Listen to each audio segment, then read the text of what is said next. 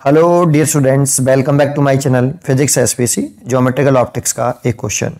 A person A B of height 170 centimetre is standing in the front of plane mirror. His eyes are at height 164 centimetre at what distance from P. P वाला point ये है। Should a hole be made in the mirror so that he can not see the top of his head. ठीक है, तो देखो ये पूरा object की जो हाइट दे रखी थी, पर्सन की हाइट जो दे रखी थी वो 170 सेंटीमीटर दे रखी थी। जो आई है वो 164 पर है, तो आई टॉप से कितना नीचे है, 6 सेंटीमीटर नीचे है। मैंने कैलकुलेट कर लिया ये। अब ये तो आई हमें पहले, ये ऑब्जेक्ट जो टॉप है वो हमें कब दिखाई देगा, जब टॉप से ऑब्जेक्ट से लाइट चले और मिरर से रिफ्लेक्ट होके वो हमारी आईज में आए, तब हमें टॉप दिखाई देगा। तो पहले हम ऐसा करते हैं। तो देखो ज्योमेट्री से सोचो कि यहां से लाइट चलेगी और रिफ्लेक्ट होकर हमारी आईज में आएगी। तो ज्योमेट्री से सोचो पहले कि इस 6 सेंटीमीटर का आधा कर लो बेटा। क्यों आधा किया समझ में आता है। पहले 6 सेंटीमीटर का आधा किया तो यहां से लाइट ऐसे गई, ये इंसिडेंट रे है, और ये रिफ्लेक्ट होके हमारी आईज में आई। तो ये एंगल इंसिडेंस एंगल होता है और ये रिफ्लेक्शन एंगल होता है। क्या बराबर होते हैं? अगर ये अल्फा है तो ये भी अल्फा होगा। इंसिडेंस एंगल और रिफ्लेक्टेड एंगल बराबर होते हैं, एक बात। दूसरी बात, ये वाला ट्रायंगल और ये वाला ट्रायंगल कॉन्ग्रुएंट ट्रायंगल होंगे। किसी ट्रायंगल को कॉन्ग्रुएंट कहने के लिए 3 प्रॉपर्टी अगर बराबर हो ट्रायंगल की तो हम उसे कॉन्ग्रुएंट ट्रायंगल बोलते हैं। तो एंगल देखो इक्वल हो गया अल्फा और अल्फा। ये वाली साइड दोनों में कॉमन है कि नहीं? क्या है? ये एंगल कितना है 90 और ये वाला एंगल कितना है 90। तो ये कॉन्ग्रुएंट ट्रायंगल हो गया। तो जितनी डिस्टेंस ये होगी उतनी ये होगी। इसीलिए मैंने 6 सेंटीमीटर को 2 इक्वल पार्ट में डिवाइड किया। ठीक है, तो टॉप वाले लेवल से इससे ये कितना नीचे है? ये 3 सेंटीमीटर नीचे है बेटा, है ना।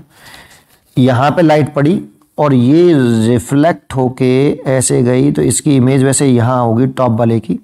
एक रेज ऐसे जाएगी और एक ऐसे रिफ्लेक्ट होके आएगी और यहाँ आपकी इमेज बनेगी इसकी A डैश।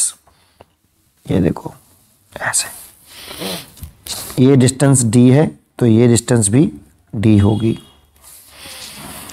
अब देखो अगर ये टॉप अगर मेरे को दिखाई दे रहा है, क्योंकि यहाँ से लाइट चली और वो मेरी आंख में आई। कोई भी ऑब्जेक्ट हमें कब दिखता है?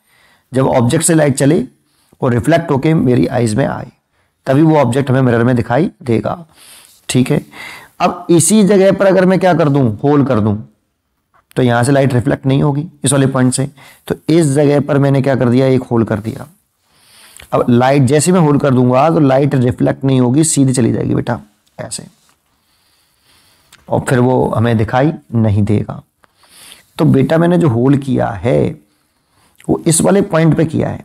यहां से मिरर से रिफ्लेक्ट हो रही थी, तो इस टॉप वाले पॉइंट से वो कितना नीचे है 3 सेंटीमीटर। तो ग्राउंड से पूछ रहा पी पॉइंट से, तो पी पॉइंट से कितने डिस्टेंस पर होल किया है? तो ये होल किया है बेटा।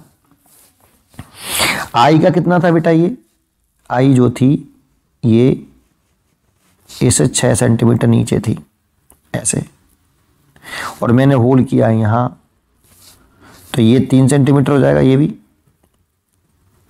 तो ये कितना है आपका 164। तो जो होल किया है वो 164 प्लस 3 पे किया है, दैट मीन्स 167 सेंटीमीटर पर होल किया है। ये एक चॉइस है करेक्ट। अगर आपको पैर की फुल इमेज देखनी है ना, तो उसके लिए हम आई लेवल का आधा करते हैं।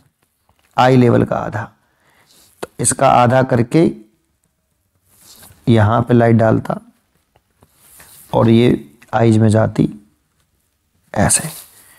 तो 164 का आधा कर देते, ये 164 का आधा, तो ये रेज आईज में चले जाती और पैर दिखाई देते। एक्चुअल में इमेज इसकी यहाँ बनेगी पैर की।